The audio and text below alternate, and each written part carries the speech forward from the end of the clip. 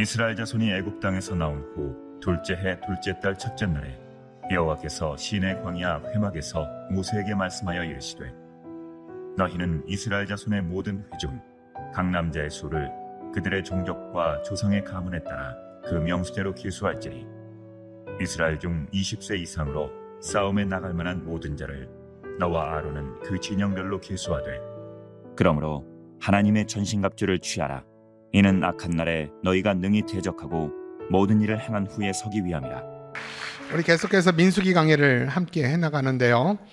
민수기를 우리가 읽고 대할 때 고대 이스라엘 백성들의 역사로만 봐서는 안 됩니다.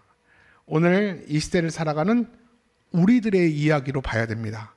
여러분, 민수기 강해를 시간 가면서 발견하게 될 것은 우리와 너무 닮았다라는 사실을 보게 될 것입니다.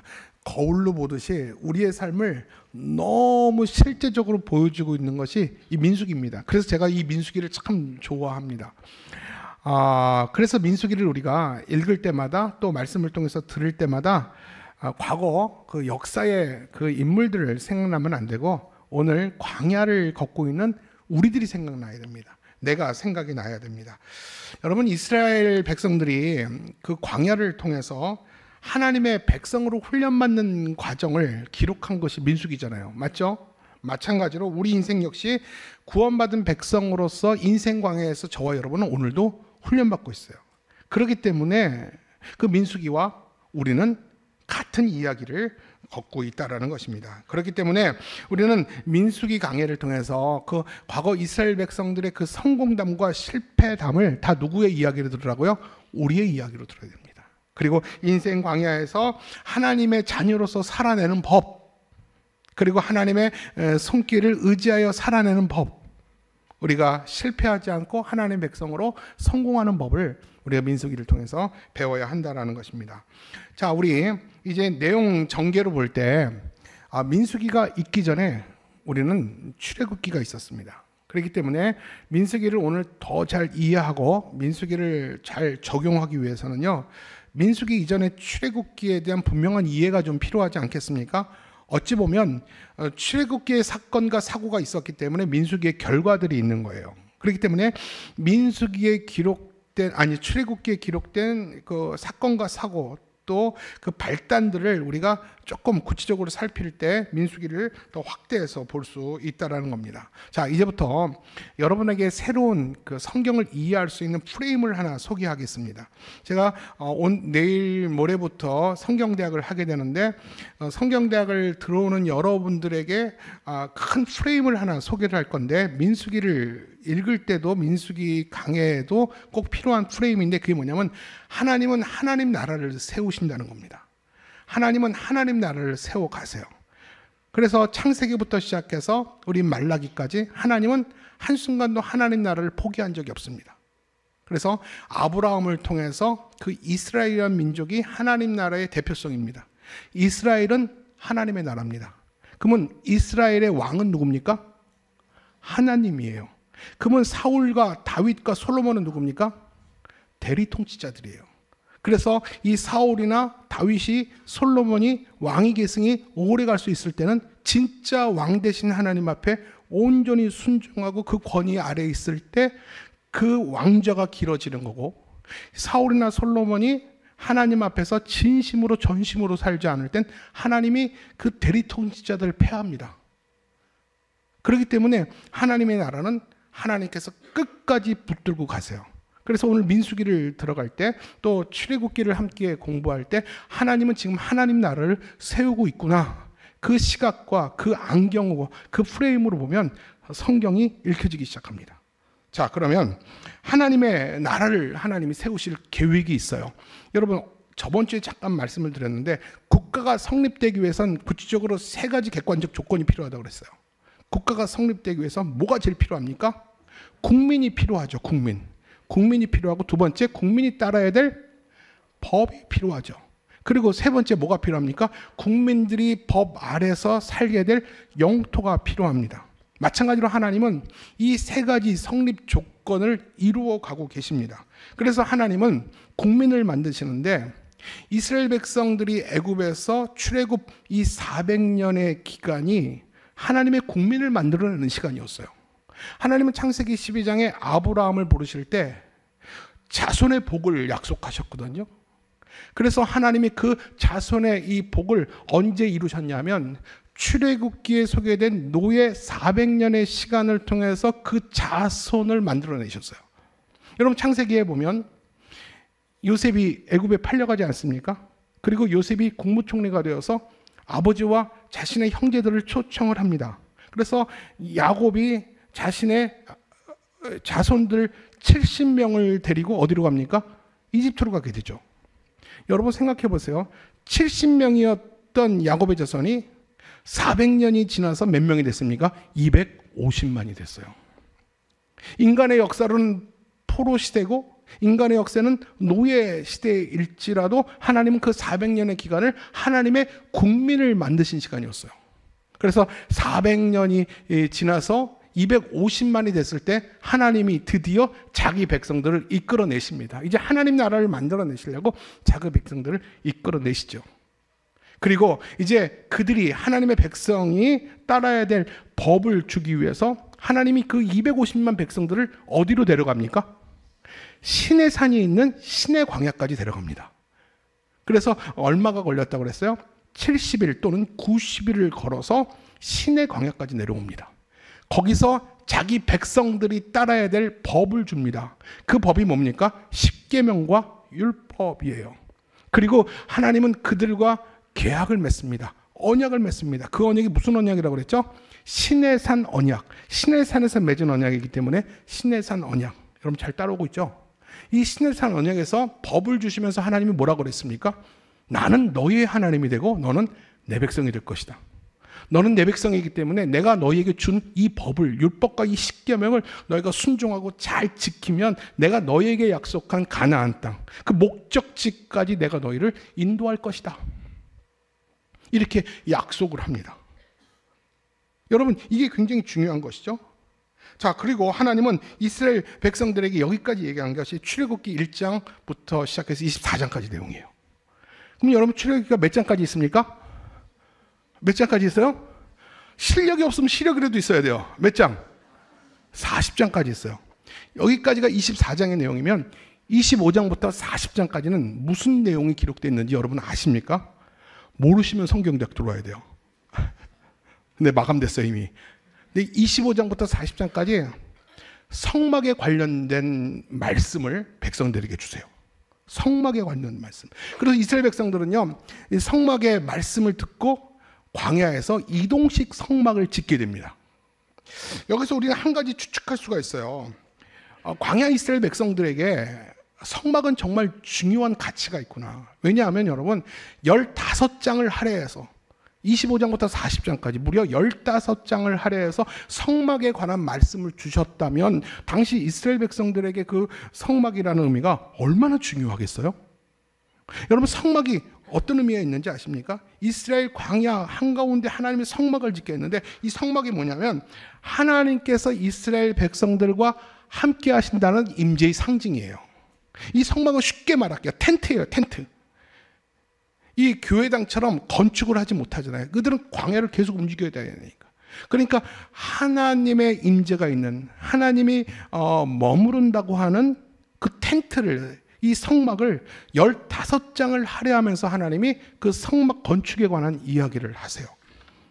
그래서 이 성막에 관한 구조나 이 성막의 재료에 대해서 하나님은 하나하나 간섭하시고 하나님께서 정해주세요. 그래서 성막에서 제사를 어떻게 드려야 될지를 얘기해요. 내가 어떤 제사를 받는다. 그리고 그 제사를 섬기는 제사장의 옷은 어떤 옷을 입어야 되는가. 그리고 이 제사에 쓰임받는 이 기구는 어떻게 만들어야 되는가. 제사상에 올리는 불은 어떤 기름으로 올려야 되는가. 아주 구체적으로 하나님 성막에 관한 말씀을 주셨습니다. 그리고 무엇보다 중요한 건 사람들은요, 이스라엘 수많은 백성들은 그 성막 안에 실제로 하나님이 계시다고 믿었어요. 여러분 그 성막의 위치는 어딘지 아십니까? 그 성막의 위치는 항상 이스라엘 백성 중심에 있었어요. 그들은 이 광야에 나와서 그들은 굉장히 불안했어요. 근데 하나님이 우리 가운데 계신다. 이것이 그들에게 굉장한 믿음과 신뢰였습니다. 그들이 이동할 때도 성막은 중심에 있었고 그들이 정착할 때도 성막이 중심에 있었어요.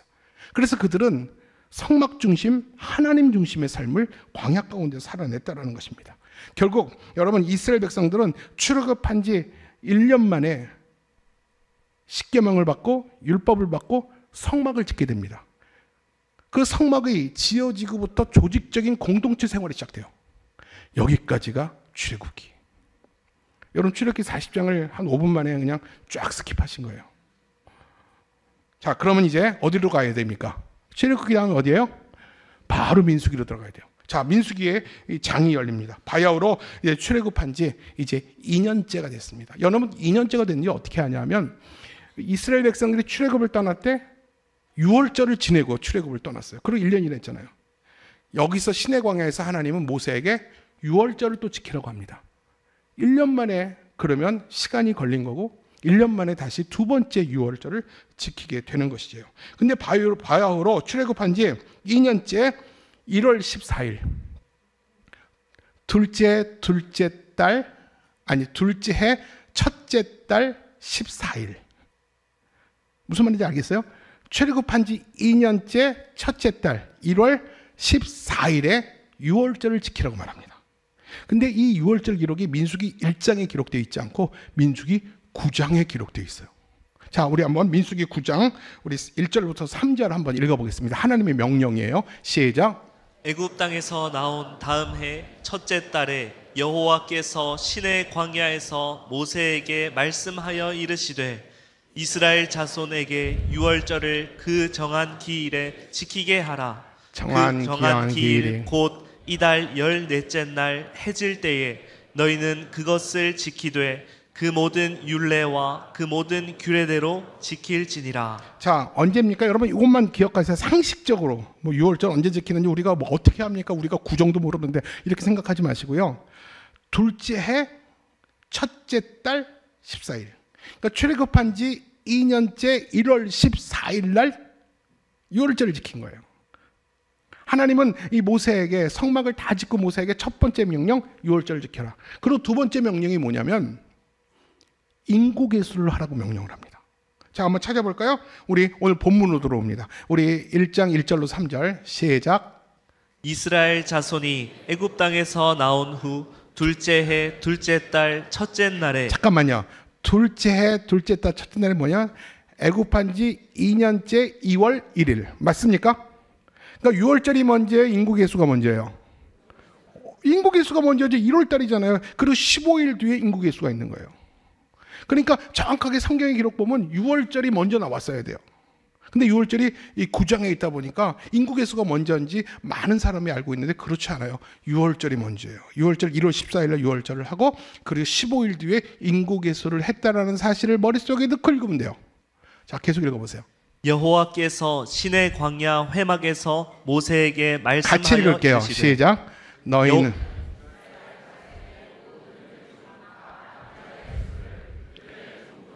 조상의 가문에 따라 그 명수대로 계수할지니 이스라엘 중 20세 이상으로 싸움에 나갈 만한 모든 자를 너와 아론은 그 진영별로 계수하되. 무슨 말인지 모르겠죠? 저도 무슨 말인지 모르겠어요. 근데 제가 정리해 드릴게요. 자, 우리가 이 단락을 넘어가기 전에 먼저 기억해야 될 것은 하나님이 두 가지 명령을 하셨다. 6월절을 지켜라. 그리고 인구계수를 해라. 자, 그렇다면 우리는 이제 민수기를 풀어가는 하나의 이슈를 만나게 됩니다. 무슨 이슈냐면 하나님이 왜 멀쩡히 있는 그들에게 왜 인구계수를 하라고 그랬을까? 여러분 이게 우리가 궁금해야 돼요. 이거 안 궁금하면 성경을 읽을 자격이 없어요. 왜 멀쩡하게 광야에 나온 백성들에게 왜 인구계수를 하라고 했을까? 이 질문에 대해서 우리는 대답을 해야 됩니다. 여러분 볼까요? 우리가 오늘 본문을 읽다 보면요, 몇 가지 핵심적인 단어들이 눈에 띄어요. 여러분들 눈에 띄었습니까? 전혀 모르는 표정으로 저를 보시면 저는 당황스러워요. 핵심적인 단어들이 저는 눈에 띄었어요. 제가 여러분들에게 그 핵심적인 단어들을 나열해서 오늘 2절과 3절의 내용을 한번 설명해 드릴게요. 자, 핵심 단어를 정리해 보면 본문에 띄워주세요. 다시요. 본문님 다시 제가 핵심 단어 넣어놓은 거 있어요. 2절 3절. 그거 다음 거예요. 방송실. 그거 제가 읽을게요. 좀 체크해 주세요. 위에. 자, 제가 읽을게요. 잘 들어보세요. 인구 계수의 대상은 모든 회중의 남자로 하되 20세 이상으로 할 것이며, 거기 12지파가 있었잖아요. 맞죠? 여러분 기억나시죠? 이스라엘 민족은 12지파로 만들어졌어요. 그렇기 때문에 12지파 중에 남자로 하되 몇 살 이상? 20세 이상으로 할 것이며, 중요한 게 나옵니다. 인구 계수의 이유가 있어요. 인구 계수의 이유가 뭐라고요? 싸움에 나가기 위함. 여러분 밑줄 쫙쫙 그려보세요. 머릿속으로. 밑줄 그렸어요? 동그라미도 쳐보세요. 동그라미. 인구 계수 이유가 뭐라고요? 싸움에 나가기 위해서. 그 인구 계수는 종족과 가문에 따라 진영별로 하라라는 것입니다. 근데 특징이 있어요. 이제 본문 내려줘도 됩니다. 이 특징이 있어요. 어떤 특징이 있냐면 12지파 중에서 레위 지파는 저 인구 계수에서 빠졌어요. 왜 그럴까요? 게르손, 고앗, 무라리가 레위 조선의 자손인데, 그들은 전쟁에 나가지 않고 성막을 지킨 자들이에요. 성막의 기구를 관리하고 성막이 이동할 때나 정착할 때 성막을 안전하게 보호하는, 그리고 제사장의 제사를 돕는 역할을 바로 이 레위 지파가 했기 때문에, 레위 지파를 빼고 11지파의 20세 이상의 이 장정의 수가 60만 3,550명. 남자만 60만 명이에요. 엄청난 숫자 아닙니까, 여러분? 2천의 10배 되는 사람들이 출애굽해서 남자만 골라봤는데 60만 3,550명. 이렇게 인구 개수가 되고 전쟁 준비가 됐다는 것입니다. 여러분 다시 정리할게요. 결국 인구 개수를 한 목적이 뭐라고요? 군대를 조직하기 위해서요. 전쟁에 나가기 위해서 군대를 조직한 것입니다. 하나님은 광야에서 본격적으로 하나님의 군대를 신설한 거예요. 여러분 하나님의 군대, 이거는 사람의 군대가 아니에요. 하나님의 군대를 신설한 것입니다. 여러분 사실 이스라엘 백성은 400년 동안 노예였어요. 노예 근성으로 쩌든 자들이었어요. 그들은 무기력했어요. 자기 자신조차 방어할 수 있는 힘이 없는 무기력한 공동체와 무리들이 이스라엘 백성들이었다는 겁니다. 근데 그들이 이 광야를 거쳐 목적지까지 가기 위해서는요, 싸워야 했습니다. 누군가가 기습하거나 누군가가 공격하고 전쟁을 걸어오면 그들은 이겨낼 자신이 없었어요. 이겨낼 수도 없었어요. 그 목적지로 갈 조차도 없었어요. 그렇기 때문에 그들은 자신을 지켜야 했어요. 그렇기 때문에 그들은 싸워야 했습니다. 살기 위해서 싸워야 했습니다. 그리고 그들이 결국 도달해야 될 가나안 땅은 그냥 주어진 땅이 아니었어요.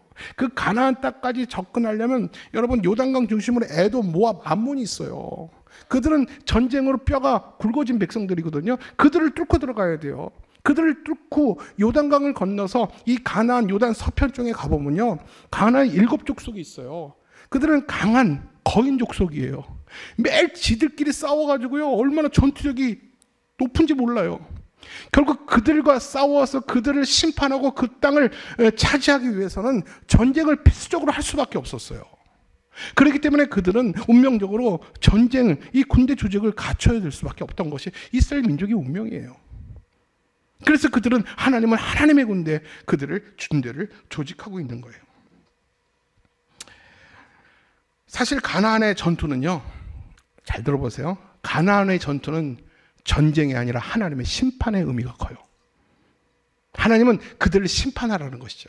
가나안 족속은 죄악의 대표성이거든요. 가나안 족속은 죄악의 대표성이 이 가나안의 7족속이에요. 그래서 하나님은 죄악이 가득한 가나안의 7족속을 심판하시고 그들을 내어 쫓고 그곳에 하나님의 왕대심의 깃발을 꽂겠다는 하나님의 의지가 담겨져 있는 단체가 하나님의 군대예요. 그 땅을 심판해라. 이 죄악의 땅을 심판하고 거기다가 하나님의 왕대심의 깃발, 하나님이 이 땅을 다스리신다는, 이 땅의 왕이시라는 사실을 너희가 알려라. 그러기 위해서 너희가 하나님의 군대가 되어야 한다. 하나님이 그 목적으로 하나님의 군대를 만드신 거예요. 그렇기 때문에 이스라엘 백성들은 전쟁을 피할 수가 없어요. 그래서 민수기 1장부터 이제 바람광야, 가데스바네아까지 이 나가는 이 출정식에서 군대로 조직하고 나가는데, 그 군대 조직 가운데 누가 있는지 알아요? 하나님의 임재가 있었어요. 전쟁은 너에게 속한 것이 아니라 내게 속했다는 것이죠. 너희는 거룩으로만 무장해라. 싸움은 내가 하겠다. 인생 광야 가운데 하나님이 우리에게 주신 하나님의 말씀일 줄 믿습니다. 그런데 중요한 것이 있어요. 가나안과의 전쟁이 죄에 대한 심판이라면 그 심판의 도구로 쓰임받는 이스라엘 백성들은 과연 죄 앞에서 떳떳한가? 과연 너희들의 심판의 몽둥이로 쓰일 만큼 너희들은 자격이 있는가라는 질문들을 스스로 했어야 합니다. 이 전쟁의 이 죄에 대한 심판이라면 당연히 자신들 안에 있는 이 죄를 먼저 제거하는 내적 전쟁이 먼저 선행되어야 함을 그들은 인식해야 됩니다. 따라서 이스라엘 백성들은 광야에서 전투 태세를 갖췄다고 하는 것은 이미 자신 안에 죄와의 싸움이 이미 시작됐다라는 겁니다. 거룩으로의 삶이 무장이 되기 시작했다라는 것입니다. 전쟁은 내게 속한 것이 아니라 하나님께 속했기 때문에 내가 전투 태세를 취한다는 것은 내 내적 영혼 안에 하나님 앞에 거룩으로 무장되어야 한다라는 사실을 그들은 깨달아야 했다라는 것입니다. 여러분, 교회를 전투하는 교회라고 표현을 합니다. 우리가 저번 주에는 교회를 광야교회라고 표현했죠. 이번 주에는 무슨 교회라고요? 전투하는 교회. 살벌하죠. 여러분, 우리가 신앙생활이 그냥 꽃길인 줄 알았는데 꽃길이 아닌 것 같아요. 광야교회라고 하고 전투교회라고 하고. 여러분, 이 전투교회, 전투하는 교회라고 말할 때 이것이 지상에 존재하는 군대 조직이 아니에요. 광야라는 인생길 가운데 구원을 향한 여정 속에서 영적인 전투를 치르는 교회가 전투하는 교회입니다. 저와 여러분은 오늘도 구원의 여정 가운데 있습니다. 하나님이 저와 여러분을 하나님의 백성으로 불러내셨어요. 하나님의 군대로 불러내셨습니다. 그러면 이 구원의 여정 속에서 우리는 죄와 유혹으로부터 전투하고 싸워서 우리의 믿음을, 우리의 구원을 지켜야 됩니다. 그렇기 때문에 저와 여러분은 전투하는 교회고 전투하는 성도라는 것입니다. 전투하는 교회가 되어 수많은 영적 전쟁에서 승리하기 위해서 반드시 선행되어야 될 것은 자신 안에 영적인 전쟁에서 먼저 이겨야 되는 겁니다. 영적인 전쟁에서 이긴다는 것은 거룩으로 무장해야 된다는 겁니다. 광야길 가운데 보여지는 세상의 환난함과 환락에 마음 빼앗기지 않고 계속해서 나는 하나님의 백성으로 정체성과 그 분명한 구원의 방향성을 잃지 않고 나의 왕은 하나님이시며 나는 하나님의 말씀에 절대적으로 순종하는 하나님의 군대입니다 라는 그 정체성이 내 삶을 오늘도 거룩하게 하실 줄 믿습니다. 그 거룩으로 무장되어질 때 외부와의 전투에도 우리가 싸워 이길 수 있는 것입니다. 예수님도 공생애를 시작하기 전에 광야에서 시험을 이기심으로 세상과의 싸움을 준비하셨어요. 여러분, 내면이 강할 때, 내면이 담대할 때, 내면이 거룩으로 무장될 때 외부의 공격에서 버틸 수가 있습니다. 마치 집의 주초가 견고하여서 큰 풍랑과 큰 홍수가 와도 견딜 수 있는 것처럼 우리 내면이 하나님을 향해서 거룩으로 무장될 때 우리는 세상과의 싸움에서 능히 이기고도 남음이 있는 줄 믿습니다. 그래서 사도 바울은 뭐라고 말합니까? 에베소 교회를 향하여 전신갑주를 입어라. 죄와 피 흘리기까지 싸워라 라고 말합니다.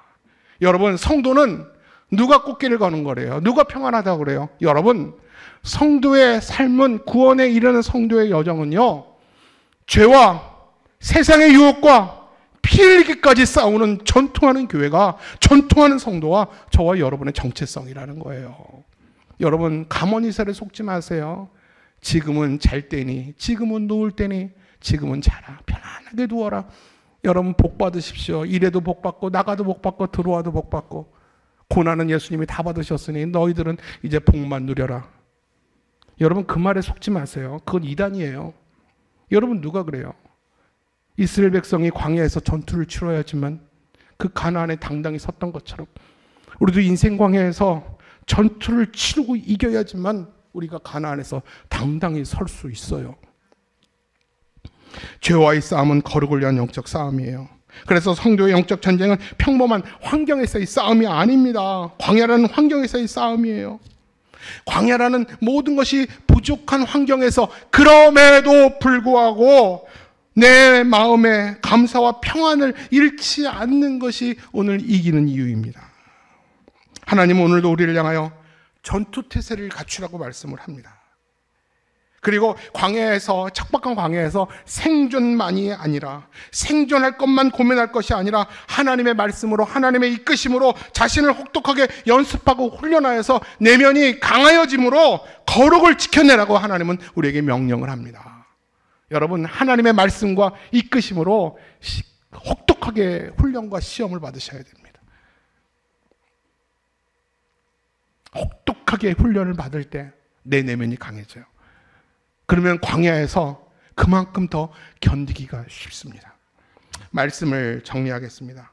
이스라엘 백성들은 이 400년간 노예의 신분으로 3, 4대까지 이어서 살았어요. 그 부모도 노예였고 그 할아버지, 증조 할아버지 다 노예였어요. 그렇기 때문에 이 다음 세대는 이 노예가 운명이었어요. 그냥 그러려니 했어요. 그들은 노예 근성으로 쪄들어 있었어요. 그들은 한 번도 주도적인 선택을 해본 적이 없어요. 주도적으로 뭔가를 결정해 본 적이 없어요. 늘 억압받고 살았어요. 늘 눈치 보고 살았어요. 늘 수동적으로 살았어요. 이 등어리에 채찍이 와닿지 않으면 움직이지 않는 나태하고 게으른 민족성을 가진 것이 이스라엘 백성이에요. 그들은 자신의 정체성이 난 노예예요. 나는 노예. 그렇게 무기력한 자들이 이스라엘 백성이었어요. 스스로 방어할 힘도 전혀 없었어요. 하지만 하나님은 이스라엘 백성 가운데 뛰어들어오셔서 이스라엘 백성을 내 백성으로 만드시겠다고, 내가 하나님의 나라를 만들겠다고 하나님은 선포하시면서 그들을 자유롭게 하셨습니다. 하나님의 군대로 힘을 갖춘 공동체로 하나님은 그들을 불러내셨습니다. 이는 단순히 전쟁만을 위해서 군대를 조직한 것이 아니에요. 하나님이 그들의 정체성을 바꾼 거예요. 여러분, 그들의 정체성은 지금까지 뭐였는지 아세요? 나는 노예입니다. 그들의 정체성은 뭔지 아세요? 나는 메뚜기입니다. 민수기 13장에 보면 가데스 바네아에서 가나안 땅에 12명을 정탐을 보내잖아요. 그 10명이 뭐라고 말합니까? 우린 다 죽었다. 그들에 비하면 우리는 메뚜기다 그랬어요. 그들은 메뚜기 컴플렉스에 있었어요. 몸은 비록 출애굽했지만 이 마인드와 스피릿과 이 찌든 생각은 애굽의 노예였어요. 하나님이 그들에게 생기를 불어넣고 용기를 주고 활력을 주고, 내가 너의 하나님이다. 너는 내 백성이고 너는 나의 군대다. 하나님의 왕대심의 깃발에 손을, 오른손에 그 깃발을 들고 세상을 살아라. 그렇게 말씀했음에도 불구하고, 그때는 아멘 했으면서도 불구하고 돌아서니까 보이는 이 현실 앞에서 그들은 마음이 무너지기 시작하면서 나는 메뚜기입니다. 하나님, 나를 뭐 대단한 존재처럼 생각하지 마세요. 나는 메뚜기예요. 나는 노예예요. 이 노예의 정체성, 메뚜기의 정체성은요, 열등감으로 비굴합니다. 아주 비굴하고 사람의 눈치만 살피고, 보이는 것에 절망하고, 들리는 것에 모든 것이 전부를 알고 인생을 다 걸고 사는 사람들. 하나님의 약속은 잊어버리고, 내가 누구인지에 대한 정체성과 내가 가야 되는 방향성을 전혀 까맣게 잊어버리고, 오늘 당장 하루하루의 삶에 목숨 걸고 이게 전부인 줄 알고 절망하면서 사는 사람들.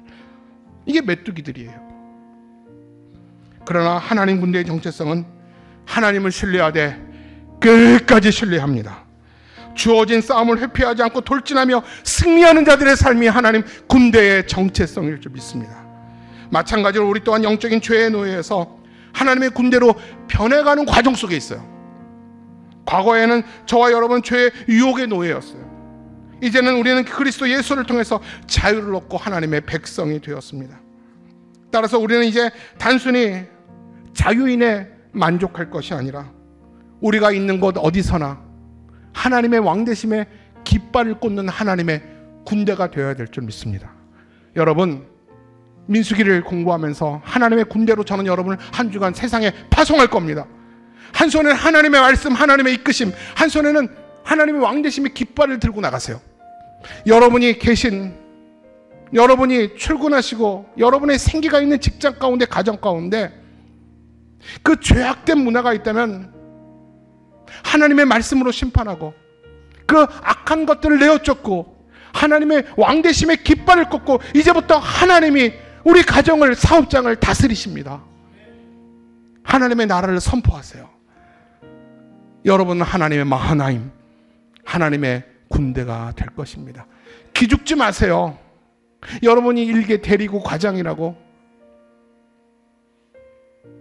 애국 같은 큰 기업에서 여러분 기죽지 마세요. 거기는 하나님이 심판받아야 될 곳일 수 있고요. 여러분은 하나님의 군대입니다. 하나님이 여러분을 하나님의 군대로 여러분이 속한 곳으로 하나님이 파송하셨어요. 여러분 예배당 문을 열고 나가면 나의 정체성은 나는 하나님의 군대입니다. 나는 하나님의 마하나임, 하나님의 군대입니다. 말씀과 하나님의 왕되심의 깃발을 들고 나는 세상에 나아갑니다. 여러분의 질병의 자리에 하나님의 왕되심의 깃발을 꽂으세요. 여러분의 무너져가는 인간관계 위에 하나님의 깃발을 꽂으세요. 물질의 문제 때문에, 자녀의 문제 때문에 고통받고 있는 삶의 이 현장에 하나님의 왕되심의 깃발을 꽂으세요. 하나님이 하늘에서 하나님의 왕 되셨듯이, 하나님의 말씀이 이루어지듯이 내가 깃발 꽂는 것에 하나님의 말씀과 뜻이 이루어질 줄 믿습니다. 사랑하는 여러분, 우리가 가나안에 들어갈 때까지 우리의 평생의 싸움은 물리적인 싸움이 아니에요. 우리 자존심과의 싸움이 아니에요. 믿음을 지키기 위한 싸움입니다. 세상의 유혹과 죄악과의 싸움이에요. 사탄은, 악한 원수마귀는 가나안까지 가는 우리의 삶을 끊임없이 방해합니다. 그 목적지를 잃게 합니다. 가나안은 없다고 합니다. 가나안은 광신자들이 바라보는 곳이라고 합니다. 이 세상이 중요하다고 봅니다. 너의 노후가 중요하다고 봅니다. 너의 건강이 더 중요하다고 봅니다. 너의 자존심과 너의 직장이, 네 자녀가 더 중요하다고 얘기를 합니다. 여러분, 그것에 속지 마십시오. 우리가 가야 될 곳은 가나안 땅입니다. 하나님이 우리를 젖과 꿀이 흐르는 생명의 땅, 축복의 땅으로 우리를 들이실 줄 믿습니다.